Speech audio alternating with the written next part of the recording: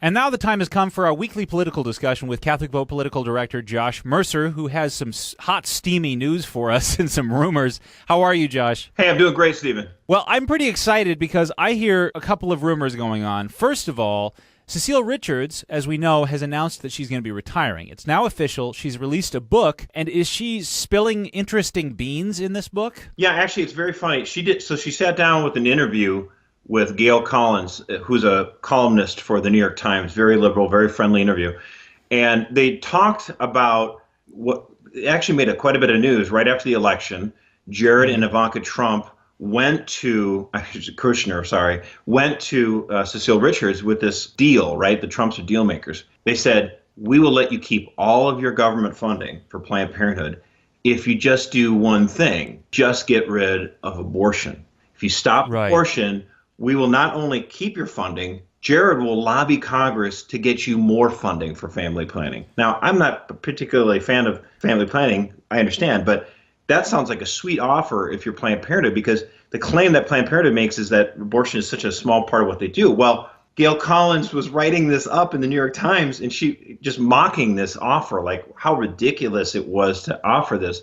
She said, that's a little bit like Mark Zuckerberg getting past his business problems if he stops working with the internet. Right. Wait so a in minute. other words, abortion is to Planned Parenthood as the internet is to Facebook. Right. It's absolutely, totally essential. It's not 3%. It's not incidental. It's completely fundamental to everything that you do. This is very revealing. So to me, no wonder they didn't want to take the deal. That 3% myth is a complete accounting fabrication. David Chappelle says it right. That's what they do. That's why they exist. So that's why they didn't take this deal at all. So I just found that very revealing, even a pro-abortion columnist. We should read Cecile Richards' book and maybe get her on the show. That would be interesting to hear her response, because I want to hear her account of the Jared Kushner meeting that she had in Ivanka, where she met with them, and details how that went. What did she say? Do we know anything about her comments about the meeting? Well, she said, personally? she as she said to Gail Collins, she goes, I guess I was just shocked at how naive they seemed. That was her quote. How naive they were. In other words, as if I would ever give up abortion. Right, exactly. Apparently they believed you that abortion was only 3% of what you did. It wasn't that consequential. So why wouldn't you want to continue receiving $500 million a year to do all these essential things that you do? But Cecile's like, you're naive. Don't you get it? Like, abortion is pretty much the main thing we do. Like,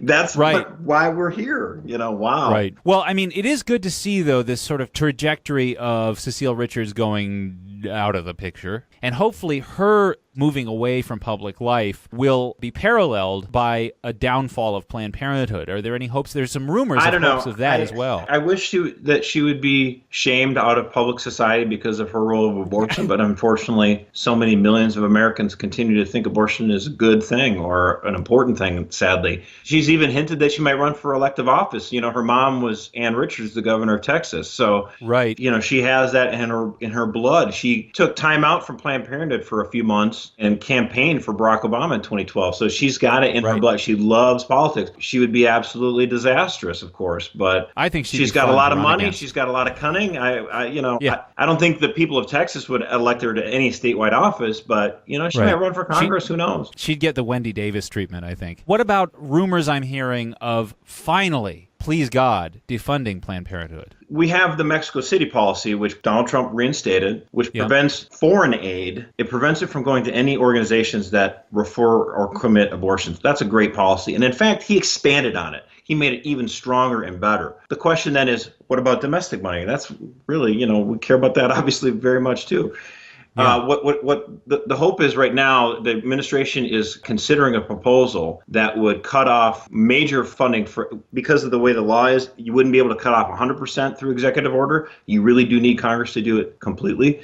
But there is a way to restrict any family planning clinics from receiving Title X funding. If you commit abortion, you won't get the federal funding anymore. And so this policy actually started in 1988 by President Ronald Reagan, but there was an immediate court fight on it. It got tied up in courts. The Supreme Court finally in 1991 gave the green light and said, yes, you can do this. You can restrict Title X funding to just family planning clinics that don't perform abortions.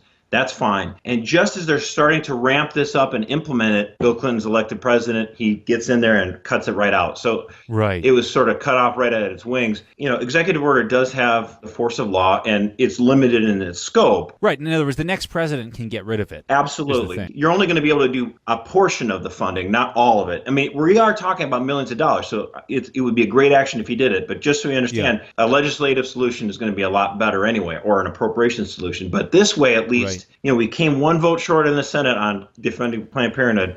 Now we're 2 votes shy, unfortunately. But right now, we have this ability with the possibility of the Trump administration putting through an executive order to cut off a lot of the funding. So if you want to get Title X funding for family planning services, you can't commit any abortions. That would be a great policy. And of course, if he does it, you're going to expect court challenges right from the get-go. But I think the Supreme Court in 1981 would have been a lot less amicable to this. And even they said yes. The Supreme Court is better now in 2018 than it was in 81. So I think there's not going to be any legislative It's still going to have to work its way through the system. All right. Well, thank you for mostly good news, Josh. This has been a pretty good week, huh? Well, we just try to illuminate people what's going on, some of the stuff that goes on behind the scenes. One way you can try to keep up to date, obviously watching the Stephen Harriet Show, but also subscribing to the Catholic Vote's free daily email newsletter. It's called Loop. Just go to CatholicVote.org, Loop, and sign up. All right. Thank you very much, Josh. Can't wait to talk to you next week. All right. Thanks, Stephen.